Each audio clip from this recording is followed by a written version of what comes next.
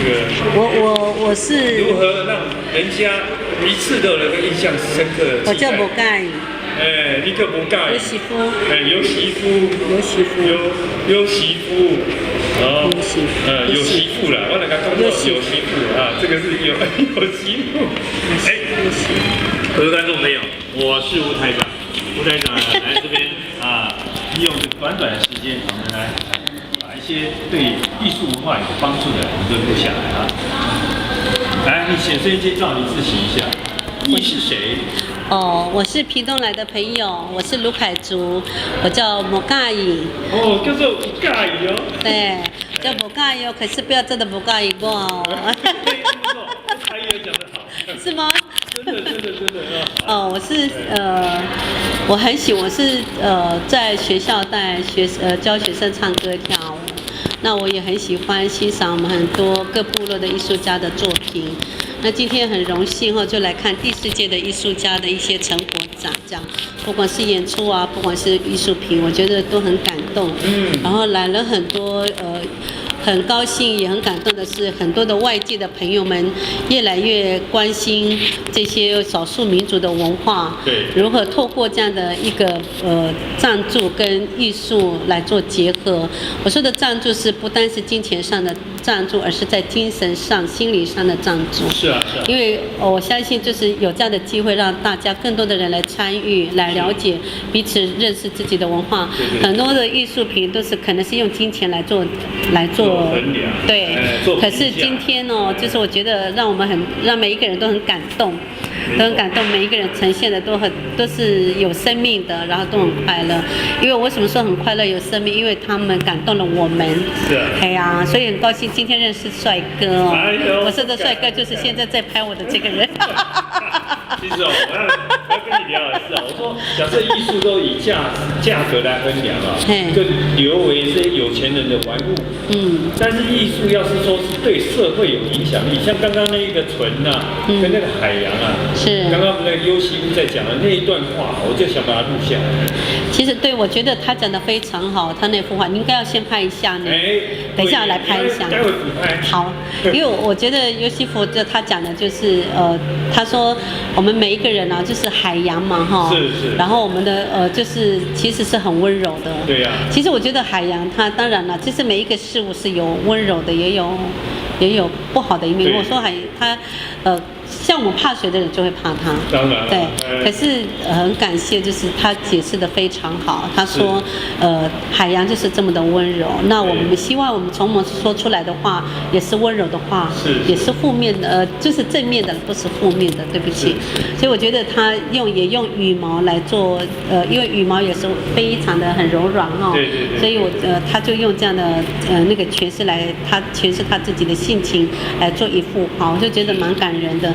所以我也觉得说，不管是我们人就是每一个人对艺术、对生活，如果说我们每一个人都是用心的那个心很宽，然后真的是彼此的接纳，让更多的艺术界的朋友们跟不是像我们喜欢艺术的朋友们，然后大家一起互相交流，使我们的社会是更和好的。是啊，你刚刚不是有讲到啦，艺术家应该怎么样去跟人家分享对不对？所以我觉得艺术家就是不管是，其实我觉得其实每个人都是艺术家，我们不能把一个艺术家框在一个人。其实每一个人都是艺术家，只是说我们每一个人生活层次可能都不一样，你要欣赏的角度可能也不一样。那当然，我们欣赏他们是因为他们的作品真的是非常棒，所以我们就会欣赏他们，我们会给他们一个框，就说哇，他们是很棒的艺术家。那艺术就是生活。那我觉得身为我们这些就是精英分子啦，就是我们所谓的现在的艺术家的朋友们，真的是很感人就刚好我们有这个时间来看这么好的作品。其实我觉得尤西弗是一个我欣赏的一个人，就是他愿意走向大自然，然后把大自然的那个就是元素，当然不是完全的，是他用他自己的心理跟他的思想思考来做一个创作。那我觉得我们艺术家就是应该要这样子，所以怎么样用我们的生命来影响别人，影响人家的生命，应该是生命影响生命，让把你自己所知道的来分享给大家，让大家一同来欣赏彼此的分享生命这样。就好像一盏灯，是这个艺术家把灯打开之后，让很多的人看到别人的优点，对别人的好。那对，我真的今天很高兴。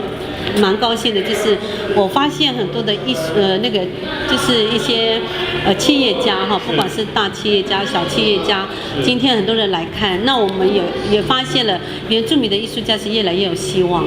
那当然我们也不能用金钱来衡量，因为我说的是越来越有希望，是怎么样让我们的族群哈，这是和谐的，彼此的接纳，再透过我们的艺术文化来做结合，不管是大社会、小社会跟部落怎么样做结合，那是我很期待的，而不是说艺术只是在一个大都市里面，而是怎么样去走向各部落，然后大家一起分享这样的艺术，对呀。所以我这边因为我是搞网络电台的所以我就建议我们艺术家通通自己要有一个频道。如果是没有频道，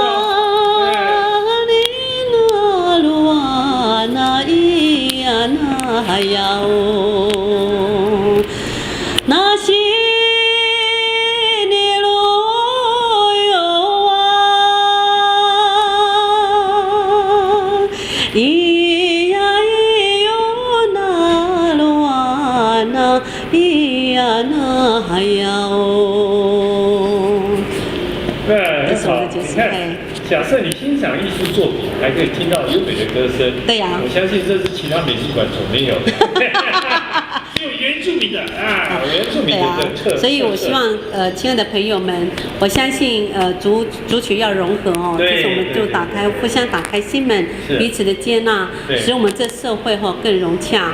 那我希望就是，当然我每一个人机会不是都有的，可是透过只要有机会，我们欢迎你们到部落来认识我们原住民，我们都很欢迎你们，欢迎来屏东哦。我是咖啡屋的小的老板，然后我自己有自己休闲农场哦，对呀，所以欢迎你们。对，那你干脆来成为我的分台。真的真的，网络电台我在推广，是，因为我觉得我们的艺术家缺少的就是曝光率。是。那如何来提升曝光率？唯一只有自己掌握媒体。那当然。那我觉得你的口才非常棒。是吗？那思想也正确。我们最怕是这些媒体调入那些，就是说这个像政客像一些骗子的手里。那就变成是它可以扭曲事实。其实我觉得做媒体我觉得心对心要很快，要有正义感，然后我觉得要很公益了。我说公益正义就是公益嘛是。